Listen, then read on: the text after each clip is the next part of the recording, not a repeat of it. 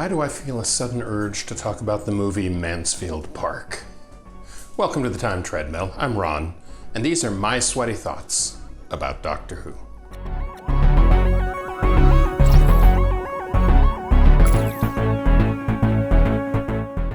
Ghostlight was the very last classic Doctor Who story ever produced. Yes, Curse of Fenric and Survival both air after this, but both had been produced prior to this one. Ghostlight really is the end of the era.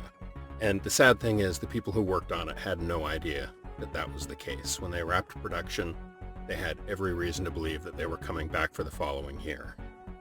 And I'll have some comments about that in a few days. Ghostlight is also unique as being one of only 2 stories in Doctor Who history scripted by someone with no previous professional writing experience. And Mark Platt knocked it out of the ballpark with this one. This is a strange, obtuse, almost impenetrable story on first viewing. And in that, it very much reminds me of the film Mansfield Park.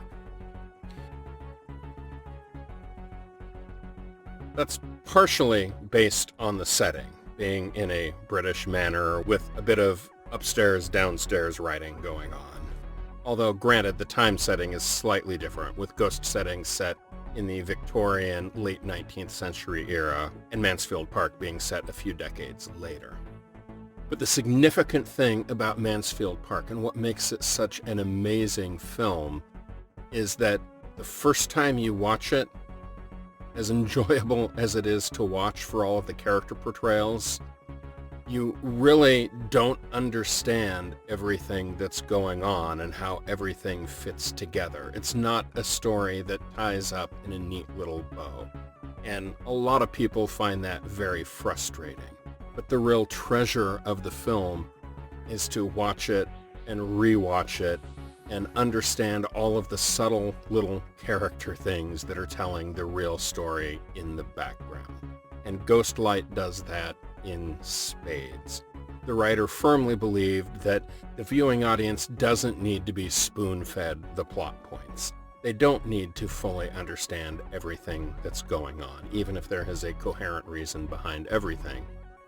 It's the mystery and the oddity and the subtleties that make it a rich viewing experience. And on that note, Ghostlight is perhaps one of the most mature, complex stories ever written in Doctor Who history. The story also adds a significant piece to Ace's history, a tale of when she was 13 years old and burned down an old abandoned mansion. And why did she do that? And on that point, again, there's more I'll get to in a few days on Ace. She was an extremely complex character that I would be willing to bet Stephen Moffat absolutely adored. He modeled so many of his characters, whether intentionally or not, after hers, with her being a bit of a puzzle box to understand her background. The difference being that she is much more than just a puzzle box or a plot point. She is a fully realized character and enjoyable to watch, all on her own merits.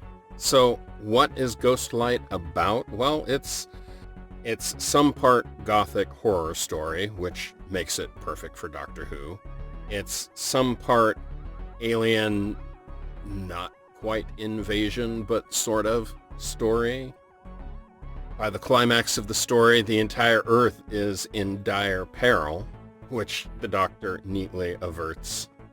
But there's so many other dynamics going on between all of the characters that weave throughout this story. And it's just a treat to watch and rewatch. There's always something more there to find. It features the Doctor at his most dark and mysterious. It features ultimately an alien threat that is not about invasion or conquest or domination, but rather knowledge and the frustration of knowledge. It's a meditation on the frustration of the ever-evolving understanding of science and knowledge, and certainly to some degree a contemplation of Darwinism and evolution, but so much more than that. This is just such a dense, wonderful story and it comes very close to being my favorite of the Seventh Doctor era, as confusing as it is. But no, that crown goes to the next story that I will get to tomorrow, The Curse of Fenric. So let's talk about that